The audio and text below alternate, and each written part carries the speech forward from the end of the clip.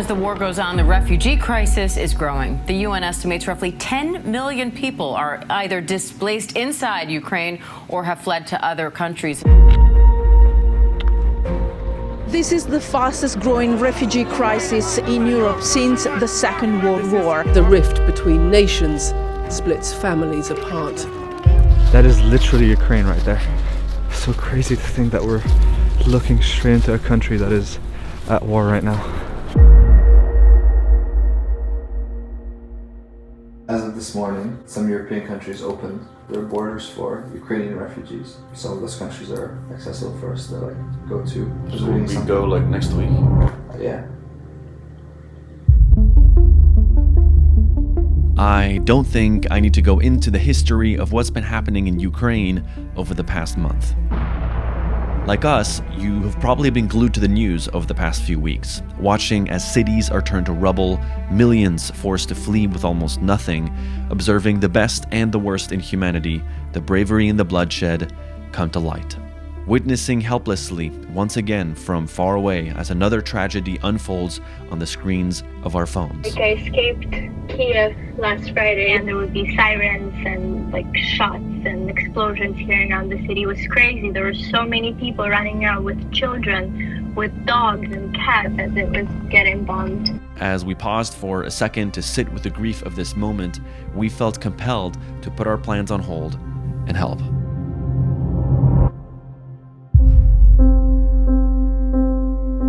Great to meet you. Yeah. What's your name? Thomas. Alexander. Thomas. How did you decide to just go and do this? This is my country. Wow. My friends are in the bomb shelters right now. And I'm calling them every day, and then my heart breaks. I can't just stand there. So you live in Los Angeles? Los Angeles, yeah. But I'm from Kiev, Ukraine. You're from Kiev? Yes, that's my beautiful city. Wow. His friends give him thousands of dollars, so he's about to go rent a car, go to a supermarket, go to where the border crossings are most congested, and he's gonna go help.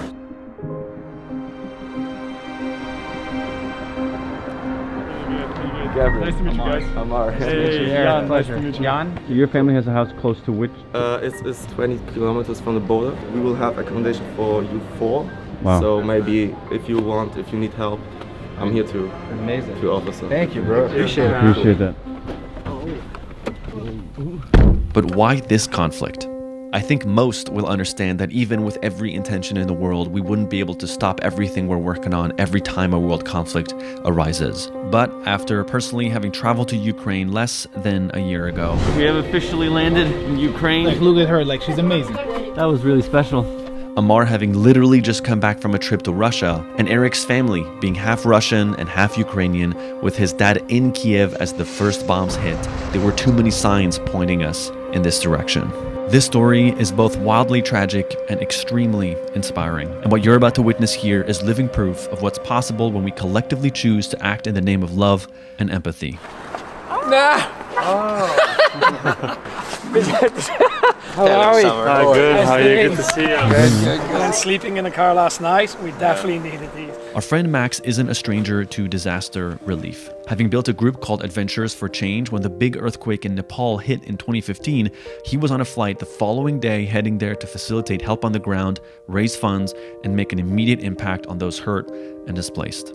Max arrived 3 days before us, and he'd already been to every single border crossing along the border of Poland and Ukraine, collecting data on what's needed the most and making connections with key volunteers on the ground to help guide us to where we can be of service the most. You lose faith in humanity with what's going on with the war, and then somehow it's to a certain extent restored by what the Polish people are doing. At this point in time, there's 1 million refugees, 500,000 in Poland. When they arrive, they get brought to these massive either warehouses, commercial buildings, or school gyms that are just absolutely flanked with beds. Having just been in Russia a month ago and having talked to tens of cab drivers, people working at stores, people that I've met on the streets, there is not a single one of them that when I mentioned Putin didn't completely just go, face of pure dissatisfaction and distrust and disgust from what he's done to the country.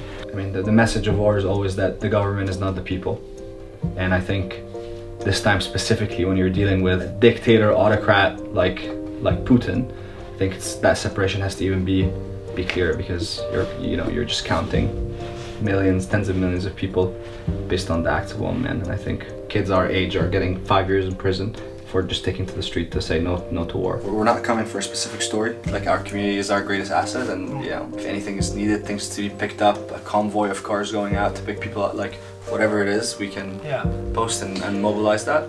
And then the second thing is just like, as you said, show what's going on right now and show that side of humanity that will be missed when we look back at this war through the news. So How are you feeling? It's very intense, dude. Hearing my dad on the phone like hit me as quickly as everyone else in my family, that he was like in Ukraine and that he's had this crazy experience as well, and that like so many, now that I posted on Instagram that I'm here, like so many friends are reaching out that their family is stuck or that their family's fighting, and they appreciate us coming out. And I'm feeling a lot of gratitude as well for being involved in this, because I didn't know how to help, like my mom's from Kiev, I go to Ukraine all the time, and to hear that it's being destroyed is so terrible, and that friends in Russia are affected and all that, but I didn't know what to do.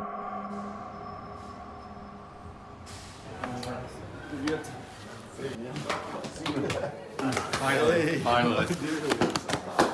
I have no underwear, no socks, no shaving, no toothbrush, nothing. This is all in Forsythe. As we began to get a grasp of the situation, we started hearing first-hand accounts from some of the refugees. Kiev? When did you leave?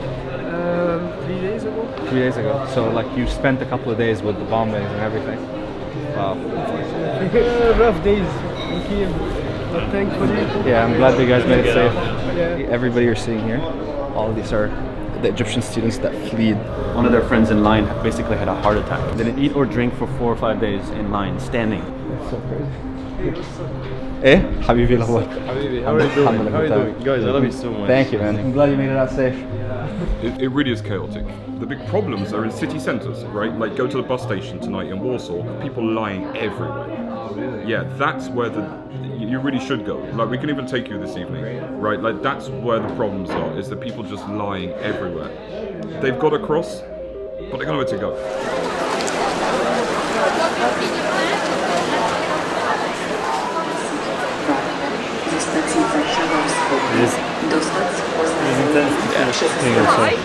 I'm really glad that I can see you. If you need any help, I'm from here, I'm from Warsaw. Amazing, let me get your number. Pretty much the majority of our interactions with subscribers in Warsaw went like this. Immediate willingness to help and support in any way they can. Even this amazing office that we ended up being able to operate from was the result of an interaction with someone who met us by accident when we were working in the public space outside his office one night. It's both immensely inspiring to see so many people who flew in from all around the world to come here and help, alongside all the locals, both Polish and Ukrainian and really from all over the world, and we're trying to understand what is needed on this side and what is needed on the other side and how we can get it there. The main problem we faced was supply chain shortages in Poland, since most things had already been bought to help refugees. So our two objectives became clear. First, to join forces with Max's current GoFundMe and raise as much as possible to pay for supplies, while also reaching out to local communities and big-name brands to see what they could donate. Something between 70 and 100,000 euro. We were wondering if Carrefour might be in a position to match that. I'm just out of a meeting where I was with the CEO of Carrefour Polska, and The second will be to coordinate essential items brought in from the rest of the world to the Ukrainian border, with one very important item being generators. The idea is they need an awful lot of generators on the other side, when preempting if and when power goes out. And so new or used generators, there are plenty around Europe that we want to get here. With the SFAM, which is all over Europe, we've had a bunch of people already hitting us up that they want to drive in. So we are right now heading to the refugee center, which was created by the Warsaw city government. We're going to check what is the situation over there and how we can help. She said the city organized, but that she is organizing. She's being very humble. Thank you. One of the heroes here on the ground, making a huge difference. Very inspiring being around her.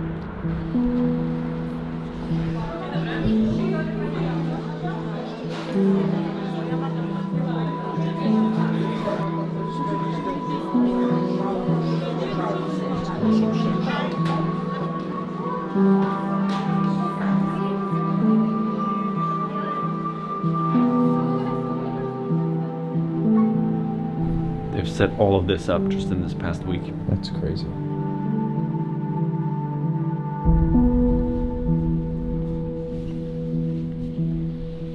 It's a very delicate and difficult place to film because people's lives are ruined, and it's difficult. Like, you want to document it for the sake of showing the world, but it's also like, it's really difficult.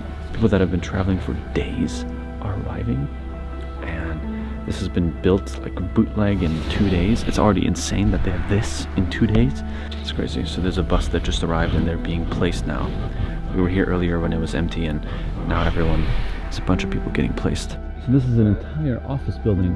Every office room has been turned into a dorm.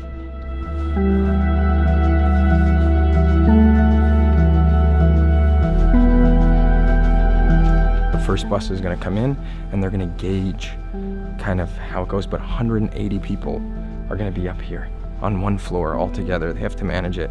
They don't have showers yet, but they're going to install them by tomorrow. So within a day, they're doing this like that, just off the cuff, what's needed, any building they can find. That same night, Annie, a Ukrainian Yes Fam volunteer, was helping welcome the refugees at the center, and amongst the 180 people arriving, she came across someone she described as one of the most heroic people she had ever met.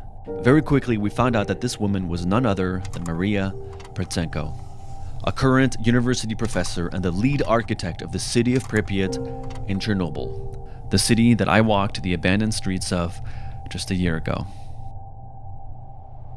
Maria isn't just the designer and lead architect of the city, however. She was one of the first to act to save thousands of people when the nuclear disaster of Chernobyl took place in 1986.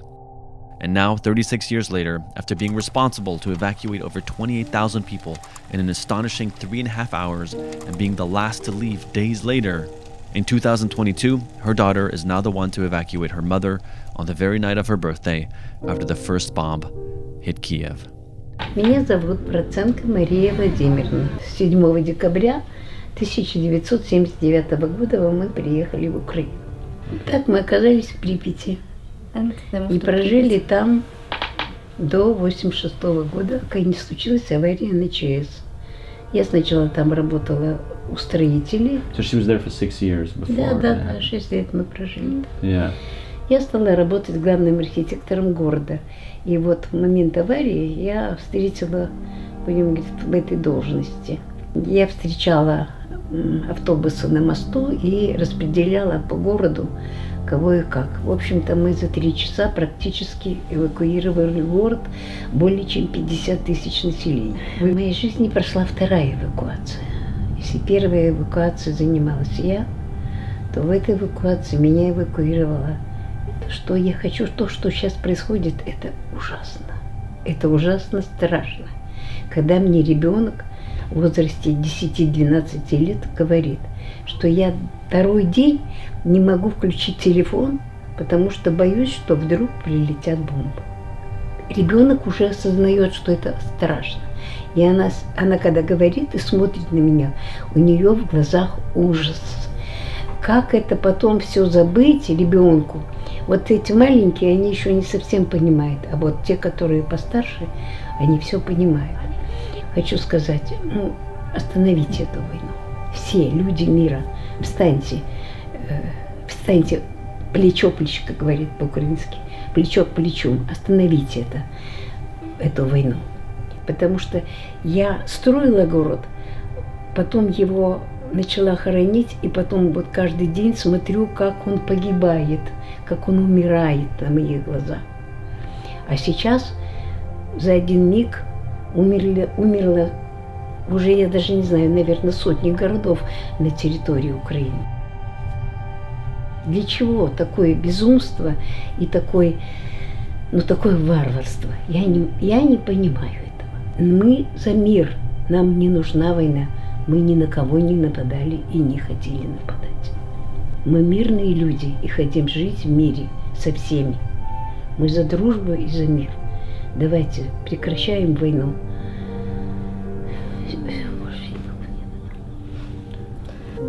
Тяжело говорить. Нет, ничего. Мы говорим, мы ко всем русским относимся абсолютно нормально. Я говорю с вами сейчас на русском языке, хотя я могу и на украинском говорить, но я говорю специально на русском языке, чтобы меня услышали везде. Yeah, just thank her so much for sharing with us. Спасибо вам большое за то, что Спасибо большое. When we arrived in Poland, we joined Max's GoFundMe to raise the needed funds to buy supplies. And in a matter of hours after posting on the Yes Theory Instagram, we crossed the $100,000 mark, and it was now time to start converting the funds raised into supplies needed inside of Ukraine and at the refugee centers in Poland. We are about to go buy a bunch of supplies for the refugee center we went to visit last night. We're buying every single pillow, every single towel that this store has. This is about a third of what we've just bought. Toilet paper, pillows, towels, food.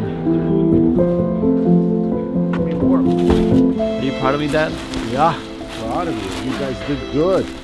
Quickly, the Yes Fam groups from different European countries had also started making their way to Poland, delivering the items we couldn't find in the country. We're joined by another group of volunteers from the Yes Fam. Josh from India, Daria from Poland, Olivia from Canada, Duane from Malaysia, Zoheir from Morocco. Thank you guys for coming. Yes Fam Netherlands just arrived with some supplies. How are you, man?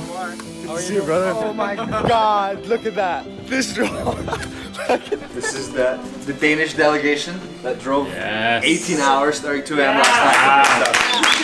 Ukrainians, I don't even have words to express how thankful we are. He's brought all his military gear that he had in the Danish military, and he's donating it. They are fighting for democracy in the world. Yeah. And they do all the hard work. We only help. Safe drive!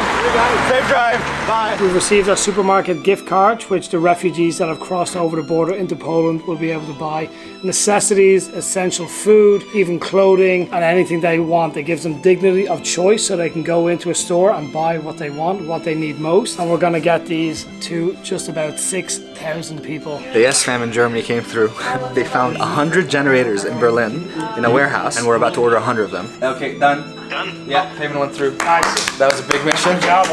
Okay, now we gotta figure out transportation. It's a whole other thing. Much love. Thank you for making this happen. I'll get back to you about shipping. Look at these faces, man. Beauties. All right, finally. They're happy. Yes. Super happy. Okay. Is this Yes Fam? Yes! Oh! Yes Fam coming through. So Maimun is the owner of this lovely restaurant. He's been so generous to just provide this for us to go to different people that aren't able to get food. ألف شكر. ربنا يخليك حبيبي. ربنا يخليكم وسوي بس كويس. إن شاء الله. Very good. Very good family. Спасибо. Cheers. We just rolled up here with way more stuff than we were expecting. Wow. This is people that need it right now. Дякую, дякую. Какая у тебя машина? Boom. Wow. Okay guys, apparently there's some good news, but Max is gonna announce. We have a bit of an update. We had a pretty large donation, €100,000. Amazing. So we have now just surpassed €250,000. Wow. Wow.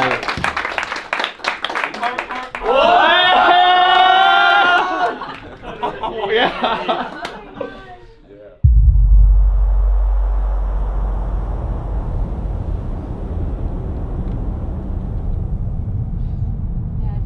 Had you come down to the border since the start of the war? It's the first time I'm going to the border since the beginning of the war.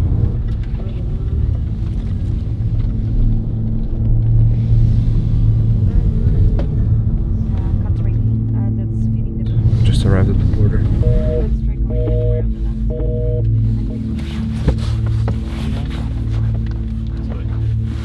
I don't know, too close to Ukraine. It's right there, and I cannot go there.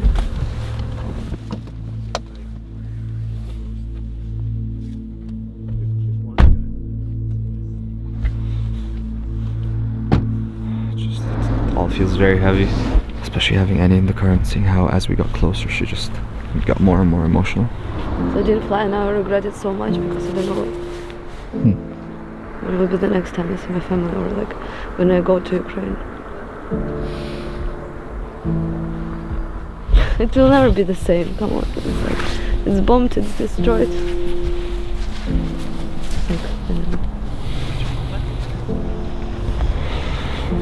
Like, I don't know. My grandma, and grandma are inside. In Ukraine. They are 70 kilometers away from Kiev. I will not leave. She said that she will never leave. They love Ukraine, they love Kiev. They were born there, they lived their life there.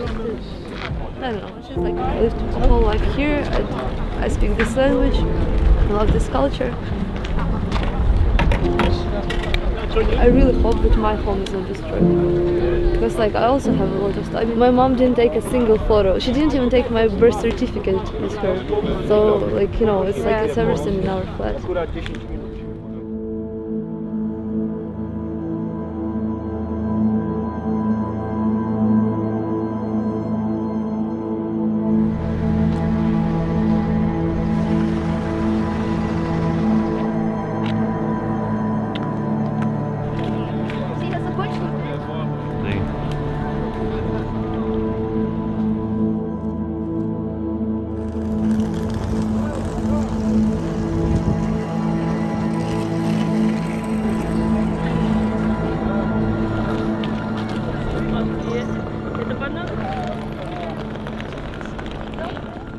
Only women and children that are coming out. Men are staying behind because of draft. What I've been seeing a lot is 3 generations in a family, so the grandma, the mother, and the kids. Yeah. It's just like, imagine just having to be the mom in that situation. You have to take care of your mom or your mother-in-law, and you have to take care of the kids, and everybody's cold, everybody's hungry, everybody's crying. Yeah. If there's one thing you want the world to know right now about Ukraine, about Ukrainians, about what's happening, what would that be? It would be that the Ukrainian people are like, they're so peaceful. Like, we don't want war, we never wanted. We want freedom in our country, we want to make our own decisions, not be pushed by Putin and like, you cannot do that, you cannot do this. Like, we want just, I don't know, just like have our country.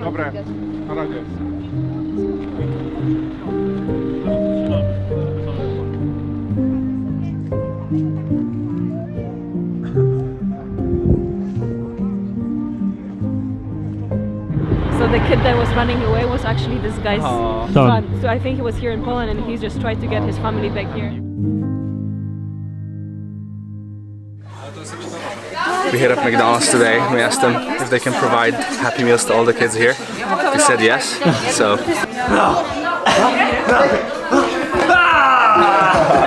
they didn't just provide the Happy Meals for tonight. They're actually going to provide meals every single day. What's his name? One of the first people that we met when we got here, Y, who's a famous magician in Poland, he's gonna come and he's gonna perform some magic for the kids. My name is Y. Hello. Tight, please. Look what you did with the coin. Wow.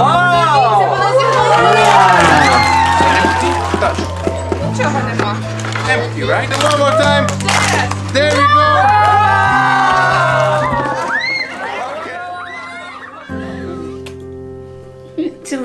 So we bought her a plane ticket to Frankfurt because they only traveled here with Ukrainian cash. So we got her and her daughter and her cat a plane ticket. So here's the confirmation to fly Главный tomorrow. финансовый директор. Ну такое большое спасибо, вы даже не представляете. Я надеюсь, что когда все это закончится, мы с вами встретимся и поговорим о Припяти. Я вам столько расскажу многого интересного, сколько хотите. Хорошо? Мне хочется вас обнять. Ребят, я вас обниму. My babushkas. Да, уже бабушка. Чтобы в нас и у вас было гораздо, как говорит, чтобы у нас и у вас все было окей. Best like ever seen. No. Я, Ammar, вам хотела передать, что у вас самая потрясающая улыбка.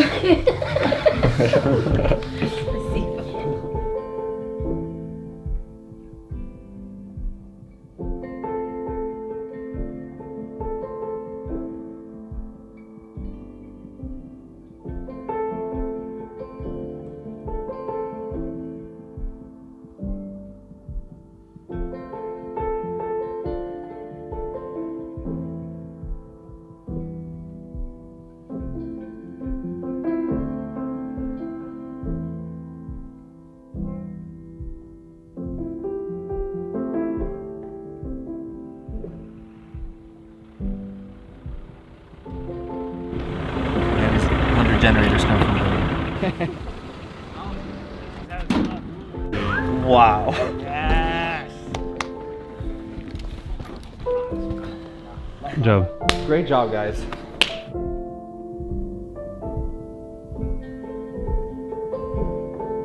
There's a particular moment that I remember from when we started Yes Theory. It's probably like October or November 2015, and we were asking ourselves, what can this grow into?